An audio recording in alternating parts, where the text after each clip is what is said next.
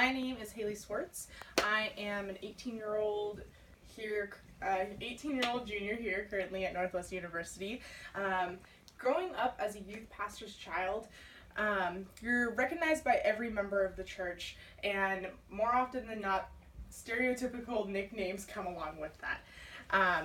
Some of those being the trouble child, the youth group mascot, and Blondie. As you can see, as a pastor's kid, you are subject to some of a variety of impacting circumstances that begin to shape you out throughout your life. So, I'm going to address two of those shaping factors that really influenced the outcome of my life. One of those being a series of incredibly awkward biblical discussions with my father, and the second, constantly having to uproot ourselves and move from place to place following the call of the Lord. So, to many, dads are known for starting incredibly awkward discussions, seemingly unsolicited. Many were forced around my spiritual vitality, some regarding my social life, and occasionally directed towards my grades. Now, just to kind of create an imagery of what I had to deal with, if you take the thought of your most beloved youth pastor and the thought of your father, and you combine them into one, you will either really love what you're thinking about and see that as something that is incredibly amazing to you, or you'll see that as a series of intrusive conversations and unwanted attention. To me, I tended to lean towards the second. However, if I were to have been asked to consolidate all of our discussions and what I got from those discussions, it would probably be, what do you believe the Lord is calling you to do with your life, and how are you going to carry that out? For the grander part of my adolescence, I shrugged off those probing questions and really tried to establish a life through athletics. Sadly, I injured both of my ankles during my senior year of soccer, and I failed in my tryouts. So the Lord shut that opportunity off for me and tried to redirect me to a new path that I could carry out on a grander scale. As I began my college searches, I reflected on how my past circumstances had helped me to choose where I wanted to study for 4 years. So coming up on my second point about moving around, growing up, I really had this sacred image of how I wanted to live in a place, going from grade to grade with the same people for all 12 years of schooling. To my dismay, I ended up jumping from place to place every 2 years, following what the Lord had called on my parents' lives as ministers. For many, moving around from town to town is hard, stressful, and can be really uncomfortable. Somehow, my family saw each endeavor as something that was an opportunity for ministry and growth.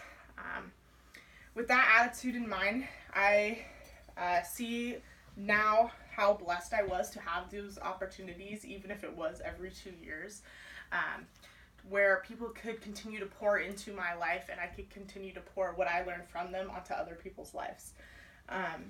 Reviewing my past made me recognize what home really was to me. It wasn't necessarily the physical places of which I dwelled in, but more of the people who helped create me into the person I was and made me feel most comfortable. So, keeping up with that kind of sense of, that kind of definition of home, I'm going to kind of jump into how I chose Northwest as the college I wanted to get into.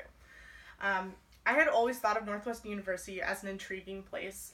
The community of people always seemed incredibly welcoming and just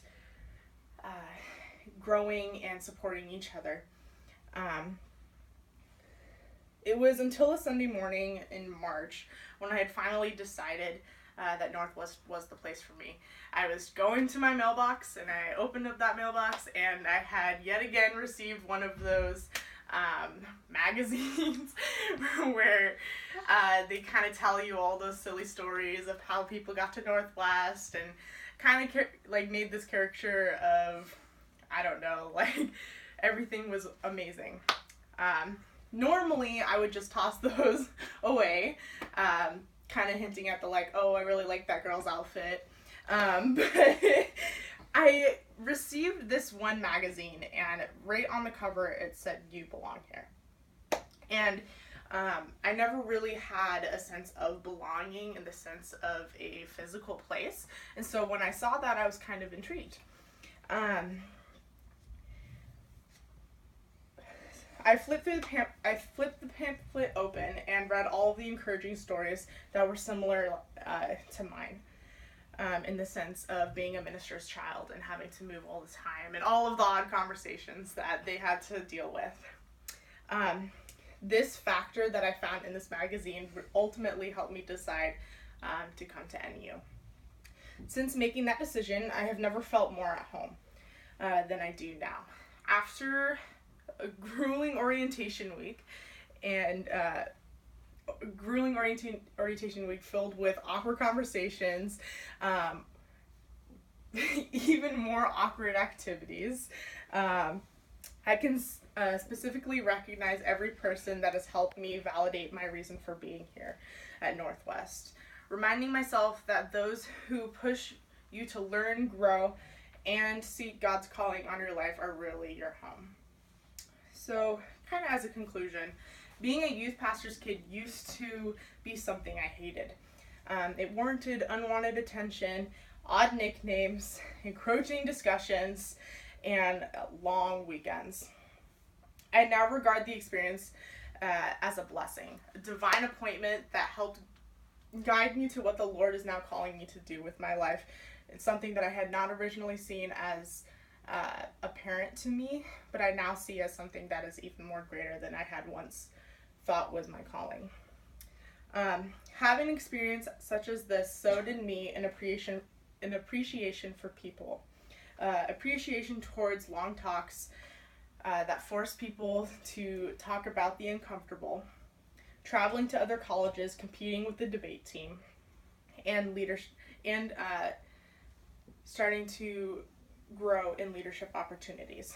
Some people say life comes full circle. To them, I say this. Time may seem like a repetitious event, unsuccessful occasions, but I encourage you to take significance in your surroundings. The people that you encounter, the events that you participate in, because someday in the future you will recognize how impactful they truly were in the making of your future. Thank you. Here.